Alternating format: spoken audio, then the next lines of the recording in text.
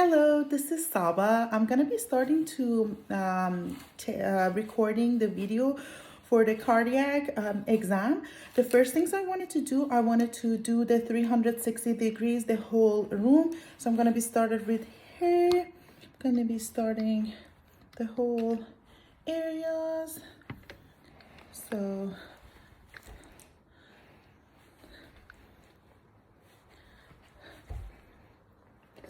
it's down, upper, down, upper, down, upper, down, upper, down, upper, down, upper. And this is my ruler, which is I'm gonna be started for the centimeter of to use it. There's empty in the back, empty in the front. Okay, so now what I want, okay, let me make this one work. Perfect. Okay, hi, this is Saba. I'm gonna be your nurse practitioner today. What I'm gonna be starting to do the exam for your cardiac system. For our policy, we have to get your consent because I'm gonna be submitted this video in the YouTube for my professor. Is that okay with you? Yes. Perfect. Can I have your initial name and last name, your first name and last name? Yes, my name is Shadia, last name is Gavdas. Awesome. And can I have your date of birth? February 15, 1993. Perfect. So what I'm gonna be doing, I'm gonna be listen to your I'm gonna be look at her skin, look at it her chest area, but because of the purpose of this video, I'm gonna be keep her clothes on. But what I'm gonna be do, that's the step I'm gonna be do it on her. So with her, I'm gonna be do vital sign. So and taking the blood pressure. We usually taking the blood pressure in both hands, and we're gonna be compared each at a time, which is for her was normal, 100. 112 over 96. Her respiratory rate was 70. Her oxygen saturation was 98. And we do one at a time. So sometimes based on the order or based on like what we think, we can do lay down and upright, which is called orthostatic blood pressure. So we have to ask the patient to sit it, lay down, and stand up. And in all these three position, we're gonna be do her blood pressure and compare it all those results to find out if patients have any problem. The temperature of the patient was 37 degrees, which is in a normal range. So the first thing I'm gonna be do on the patient, first I'm gonna be sanitize my hand and make sure my hands is clean. So what I'm gonna be do, I'm gonna be inspect all her skin for any edema, any discoloration, any ecchymosis, any abnormal finding, like any as I mentioned, like color changing cyanosis, which is showing that patient doesn't have the regular circulation. And other things I'm gonna be do, I'm gonna be ask the patients to do a 30-degree on, can you look on that way, please? Like, awesome. So we usually do on the right side of the, we're gonna be ask the patient to look on the left and look at it on the right side to looking for the carotid arteries, and also we are looking for, so we're looking for the carotid arteries and also looking for the pulsation, any, so found in her carotid arteries and carotid vein. So what we usually do, we're gonna be get the measurement. So the measurement we're looking for is less than a 3 centimeter. So what I'm gonna be do, I'm gonna be use this ruler with this pen stick, I have it. And can you please lay a little bit more flat? Like lay it a little bit more flat, thank you. Like lay. I'll lay more. Yes, please, thank you.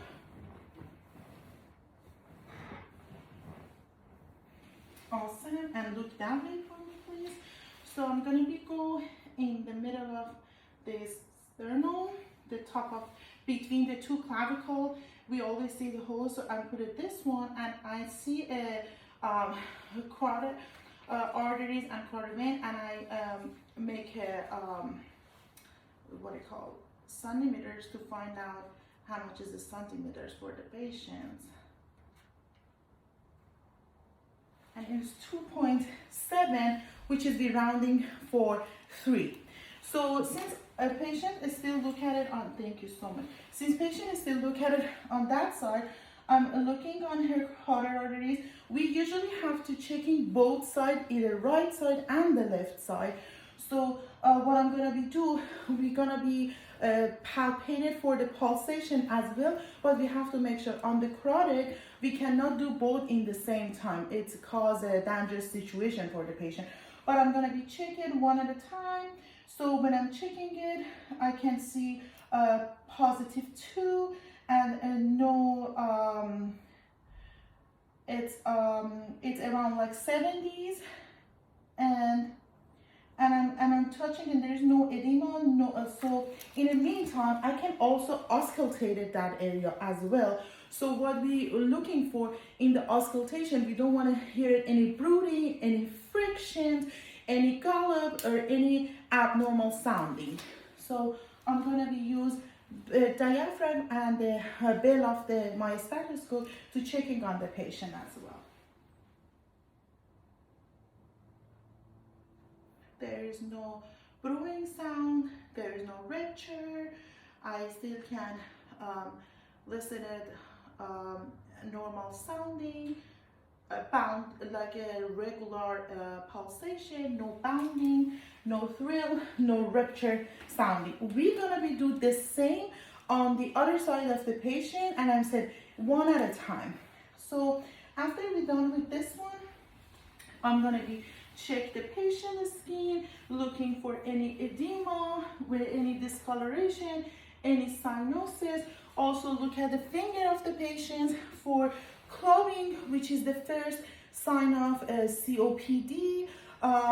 We don't want to see it, that one. Also, I'm gonna be checking for the refill on the cap refill, which is usually in the healthy patients, it should be less than a 3 seconds, which is for her is like that.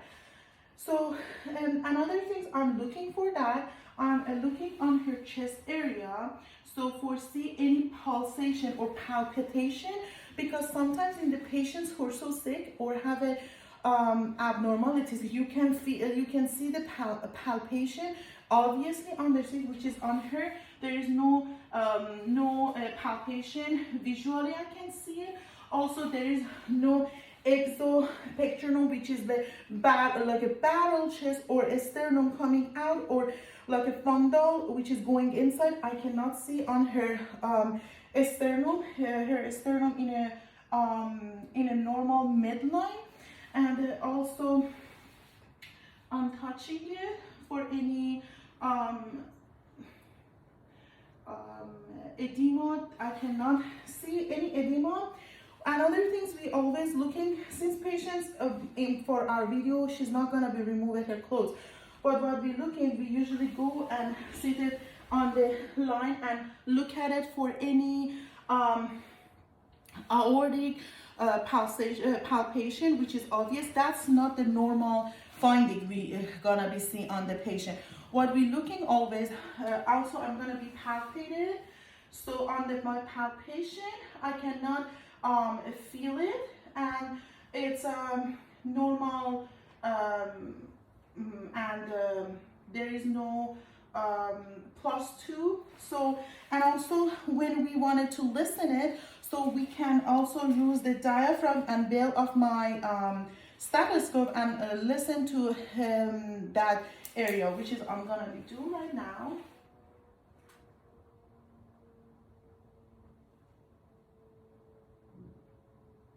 So it's a +2, no thrilling. Thrilling is a bad sign.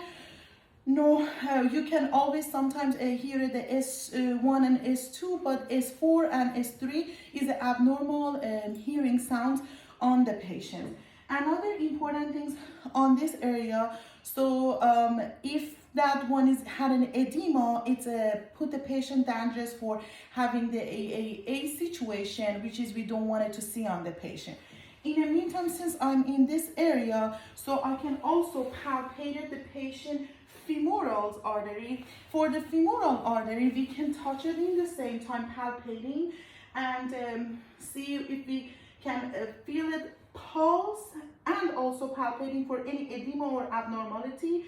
And also for that area, we can also even listen it with the bell and diaphragm one at a time to see. So all these exams, it's for make sure patient have the regular circulation, there is no abnormality, no bruising, no gallop, or any extra sounds, which is all showing the abnormality on the patient. So what I'm gonna be do, I'm gonna be go to the chest area of the patient. We see sternum was midline. Her clavicle, as I touch it, it was on the right place. So what we're looking in this area, patients have some areas which is easier for listening to the heart sounds. So the first one, I'm gonna be touch it. It's gonna be on her right second intercostal, which is called aortic, and again on the left second intercostal, which is called pulmonic. The next one is the herbs, which is usually S1 and S2 can hear it in this sound, in this area. The third, that was the herbs is in the third intercostal. Triceps is a 4 intercostal on the left side, and apex, which is PMI, it's also on that area, which is the strongest sounds of the heart is usually on 5th mid clavicle intercostal. You can hear it. We, in some cases, we can also ask the patient to turn on their left, and we can put our hands on the 5th intercostal, like this area from the back. I mean, patient in front of us, and we put it our hands, and we can try it to palpate it, and also measurement to see if the patient have any abnormal pounding, or like measurement how much palpation patient will be having. Another thing is, in all this area I'm touching, I didn't feel it any obvious palpation. It seems normal. I'm gonna be listening to all these areas for finding any bruise, any gallop, and hearing S1 and S2, and I don't want it to hear it S4 and S3. Also, in the second left intercostal, which is the first one is pulmonic, the second one is herbs, you can also hear it some like prolonging S2. The reason is when the patient is breathing, the area, the cavity of thoracic, it's getting bigger on that area. So pressure in a venous pressure, it's getting high as well, which that venous pressure causing prolong for the right ventricle to ejection later, which is causing the valve on the right side of the heart closing late. So that's why S2, it's gonna be splitted between two valves, which is the aortic and her triceps valves. So closing late because of splitting. So that's why if we hear it some like noisy things, it's gonna be normal on that area. For listening to that, I'm gonna be use the bell and also a bell and diaphragm off, and we will see what we're gonna be hearing. So I'm gonna be put it this one here. Left, right second intercostal, which is aortic. Left second intercostal, which is pulmonic. Third intercostal, which is herbs. Fourth intercostal, which is triceps. And the fifth mid clavicle intercostal, which is the apex, and which is, I told you, we can checking the PMI. I'm gonna be do with the bell of my stethoscope as well, all those 4 areas. There is no bruising, there is no gallop, normal S1, S2, normal, no hearing S4 and S5, sorry, S3 and S4. And now, since I'm checking all the upper side of the body, as I mentioned on the first of the video, checking the skin color is important, because if the patient doesn't have the good circulation, we might be not able to see any, usually patients should have the pinky skin, moist, and not cyanosis, which is a blue color or yellow color. So which is, I checking on my patient, there is no these abnormal. So also on the patient's hands, we don't want to see any tar, which is the first sign of the people who doing smoking for a longer time. Also, another thing is important to checking the patient's skin to see if the patient's skin backing after you pressure or palpate it is backing normal, less than 3 seconds, which is showing the circulation in this area is normal. So what I'm gonna I'm gonna be checking the pulse on the area of the patient body. So what I'm gonna be do the brachial. So for the another part, except chronic, which is we always have to one by one, for the rest we can do together and compare it. What I'm expecting to see, it should be 70s, +2, no thrilling. When I'm listening to all patients' heart sound, also I didn't hear any bruise or thrilling, and that's the normal things for the healthy person. So checking the pulsation on the brachial, in a radial, in the femoral area, also on the patient's leg, on the back of the leg, which is the papilla. So it's in all the way in the fossil area. You can always like ask the patient to bend it a little bit and checking on that. And it's hard to do both in the same time, but I still can do it. Back, sorry, can you go a little bit so I can be in the camera? So back of the which is the front, which is the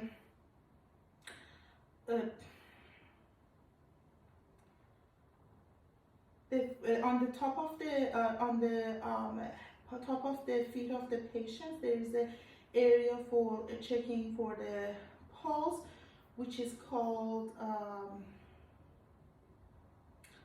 I don't remember it, but also on the back of the patient's feet as well, we can check dorsal pilates and dorsal pilates for the front of the patient, and also I'm gonna be check for the refilling of the toes on the patients to see if the toes have the same thank you, so you can lay it on back. So if the patients have the same refilling less than 3 seconds for the capillary on the toes. So in this patient, let me see if I forgot something. I check the pulsation, I listen to the heart sounds, and that's all. I hope I do all of them, and I will see you in the next video. Thank you so much.